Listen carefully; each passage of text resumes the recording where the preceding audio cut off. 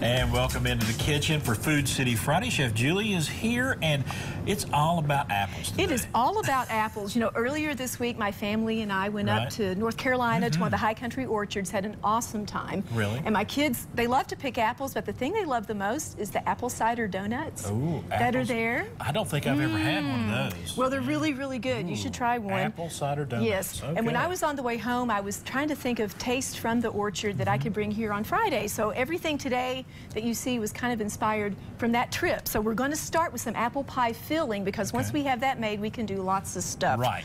We're not going to actually make it right now. But what did you put into this? What did I put in it? Well, basically what I did is I used this lovely contraption right here to save me a lot of time because it peels and cores and slices my apples all in one step. And they're not that expensive, really.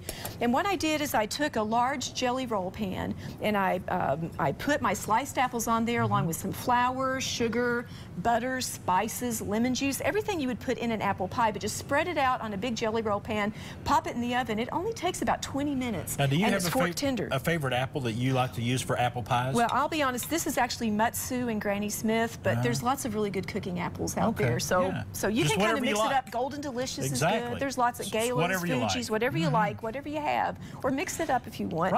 And once you have that done, then there's lots and lots of things you can do with it. So this is a throwback to my childhood. When I was a kid, my mom, she made almost everything from scratch, but she would buy canned biscuit dough at least once a year to make these little pies. And so she would take them and roll them out and put a little dollop. I'm going to make this one upside down so the folks at home can see it. You know, I get a lot of satisfaction with canned biscuits. Just whacking them on the thing. So they pop open and you get Some people are scared of the canned biscuits because it makes an explosion. You know, it can get scary. All right, so then you, once you have put it on one half, you wet it with just some water and just fold it over and press it down. It helps the dough stick together. It helps the dough stick together. And then I like to take a fork and just crimp the edge. All the way around. Make it pretty. Make it pretty. And this is a great thing to do with your kids. You know, you just, you get them they in the love kitchen. it. It's very simple to do.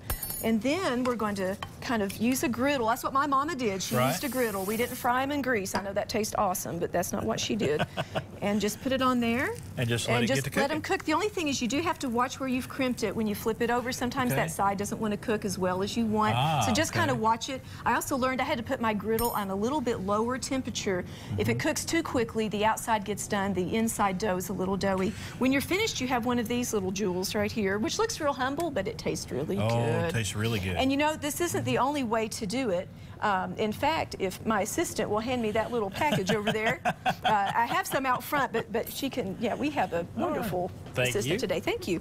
You can also bake them in the oven, which is great. It only takes very little time to do that. I glaze it with a little bit of cream, put on some sugar. You do need to cut some slices, some little vent holes if you bake it. Otherwise it puffs up really funny and it looks weird. It lets the steam out. But it doesn't take long at all. And so those are just great ways to make these little pies.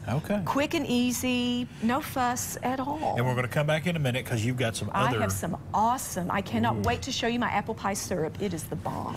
All right, Chef Julie, appreciate it. It's bakingwithjulie.com for more information and foodcity.com as well.